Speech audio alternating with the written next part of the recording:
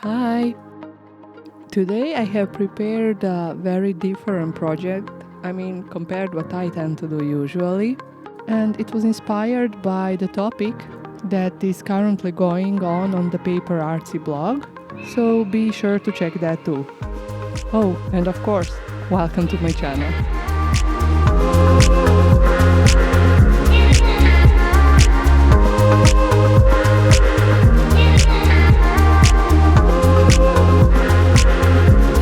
First of all, I would like to show you the stamps that I'm going to work with today. They are all from PaperArtsy, designed by Elena Zinsky, or ZinskiArt, and they are really fun and quirky designs. But next to the stamps, there is another very important product that I need for today's project, and that is the shrink plastic. It can also be called Shrinky Dink or shrink film. Here at Stamperia it's called Shrinky Bits, but it all represents a type of thermoplastic which shrinks when exposed to the heat. You can buy it as printed, colored, white, clear, frosted or sanded.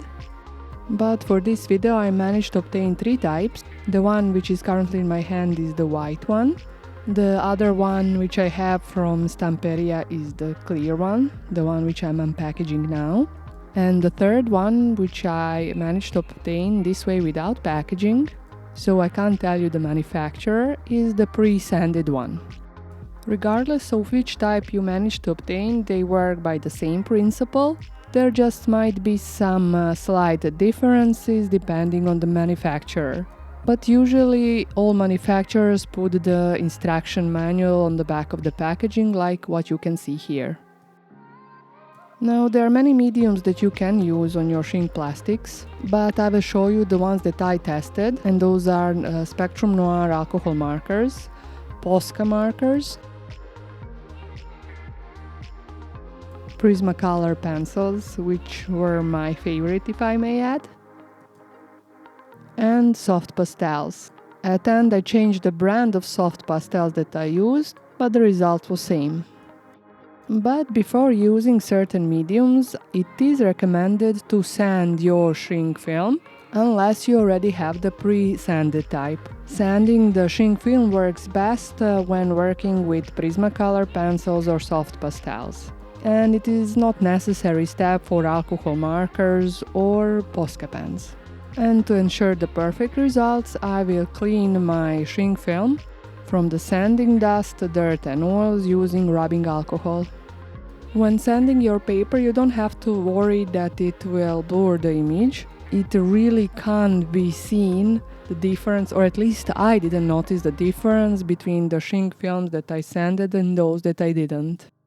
But also just want to say that I try to use sanding paper which is more on the fine side, not too fine, but be sure not to use too rough one.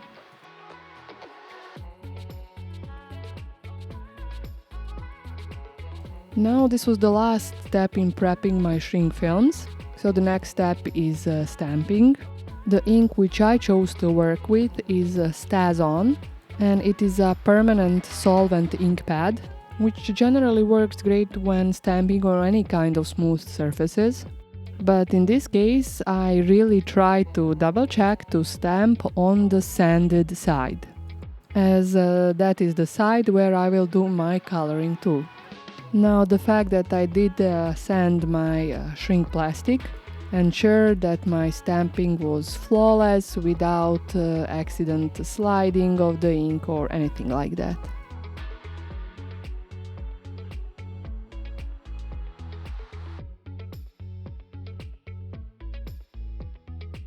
And here you can see my first future charm, really cute and ready for coloring. Now, of course, I stamped a whole bunch of images on all three types of shrink film that I had. And here I will demonstrate a couple of different coloring mediums.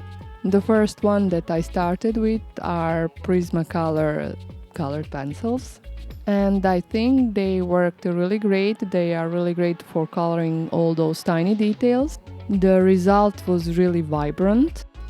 It wasn't fully opaque, but it was still really good compared to some other mediums like soft pastels or alcohol markers. And I just thought to mention that I tried using a colored pencil only before shrinking, and I am not sure of how it would look if you try to color after shrinking. Anyway, now I will use some sticky tape just to remove the residue powder from the coloring. But don't worry, nothing really happens if you skip this step.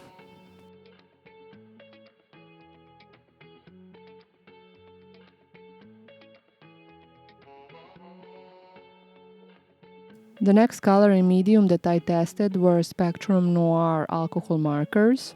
Now, of course, coloring with alcohol marker is much faster than with colored pencils, in my opinion. But what I didn't like when coloring with this medium is that after shrinking, it's still very translucent. So if you want to make it more opaque, you would have to color the back side of the charm with white acrylic marker, so it is solvable. But the other thing which I didn't like, that you can see the marker strokes. Now that's not a big problem, it's just a matter of the effect that you are going for. And here you can see quite translucent, but really important, don't forget that colors do get more intense when the plastic shrinks. Now another good way to color is using Posca markers. It is fast, it is effective. The results are the most opaque compared to the other mediums. But here just be sure not to layer multiple layers of color, because during the baking it can create crackles in the paint. And also this was the only medium that I used on my charms once they shrank. And here, like with alcohol markers, you can somewhat see marker strokes. Now the last medium that I tested for this video are the soft pastels.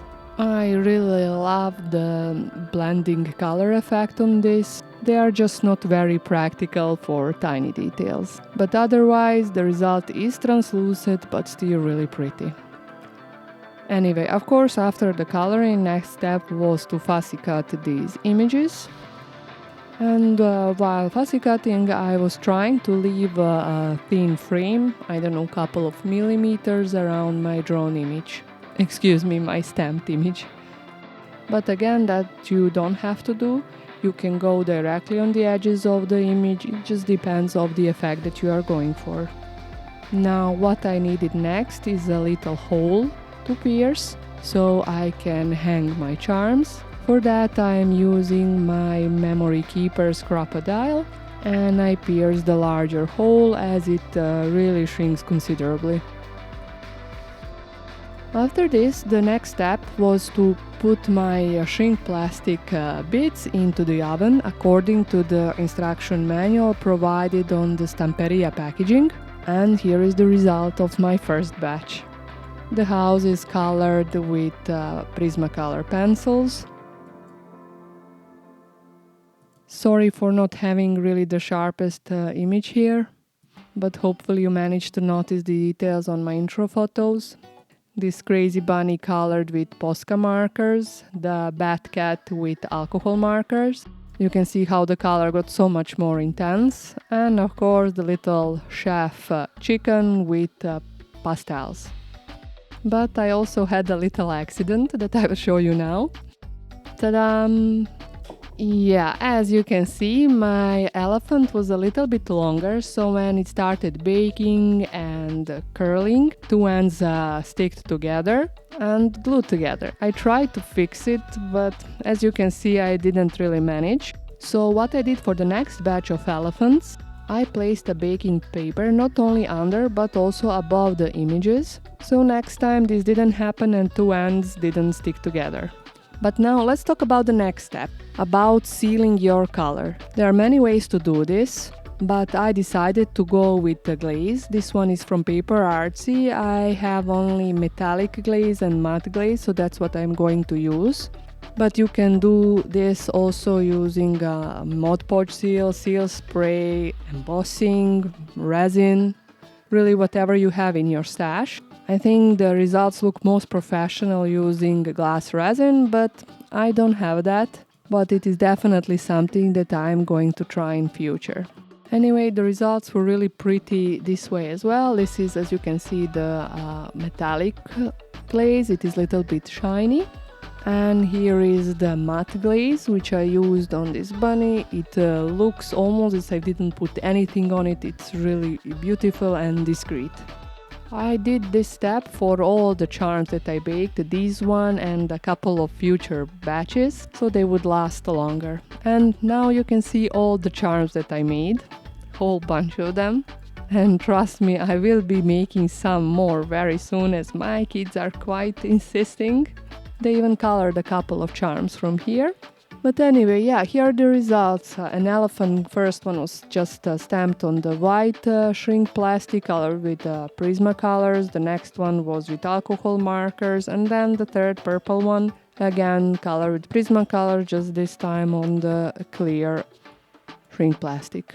I think each of these coloring mediums has its own charm. I really like them all in their own way. And what I tried to show here, like on this chicken, not all charms turned out perfectly, not perfectly flat. I did some mistakes, like not putting my charms in a preheated oven. That is really, really important. But you know, we learn on our own mistakes. Or in this case, I hope you learn on mine. Anyway, the uses of these charms are endless. I will here show you just a couple of ideas to inspire you. Mostly I just attach them like these, as you can see, to make them accessories for my journals, my zippers, my back zipper, jacket zipper, or here on a little plastic choker for my daughter. This was on her request. She's a really cat fan. Of course, you can always add some additional embellishments like this tassel here. Here I attach this little, oh gosh, how is this called? Little piece that you can use for attaching it on other things. Oh, I'm sorry, I'm really terrible at naming these kind of things. Of course, I'm sure we all crafters have a whole bunch of threads that you can use for attaching your charms. Here is a little mini bell. You don't really have to make these complicated. All depends what you want to use them for, in what form, in what shape, for what. Most of them I'm anyway probably gonna use for my handmade journals. My daughter already ordered me to make a charm bracelet for her and her best friend. And my son had an idea to try to make something almost like enamel pins for his backpack. That's a little bit more complicated, but I will try to figure out that for him. These all are really, really cute, and I really do recommend to try to do this with your kids, grandkids if possible, as mine really did enjoy making this. Oh, here is another idea, a keychain, maybe. I made two. And I think I saved the best for the end. You will see soon. Still, nothing too fancy, just it was a bit harder to make than the rest of it, as I'm not really a jewelry maker, jewelry crafter. But yeah, I was happy with how it turned out, so let me show you. The last but not the least, the earring set. I think they can be seen better on the intro images, but hopefully you can notice here. I think they really, really look fun, and I really had fun making them. One of them was colored by me and the other one by my daughter. Anyway, I hope you managed to learn something and hopefully not repeat some of the silly mistakes that I did. And of course, once again, thank you so much for stopping by my channel, and have a great crafty day. Bye!